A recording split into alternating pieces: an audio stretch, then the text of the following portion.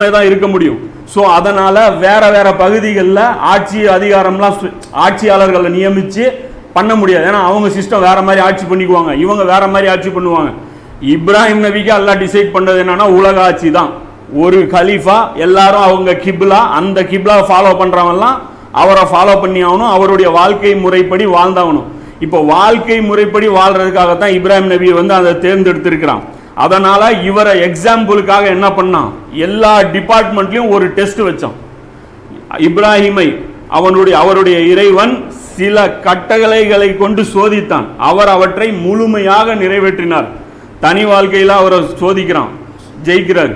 குடும்ப விஷயங்கள்ல சோதிக்கிறான், ஜெயிக்கிறார். மன்னர்கிட்ட போய் நிக்க சொல்றான், ஜெயிக்கிறார்.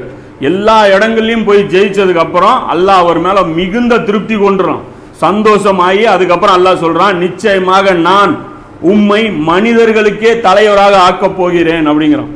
இமாமா ஆக்குற நான் உன்னை, இந்த உலகத்துக்கே நீ தான் இமாமு, உன்னை ஃபாலோ பண்ணி எல்லாரும் இந்த பூமியில வாழணும் அப்படிங்கிறத அல்லாஹ் சொல்றான்.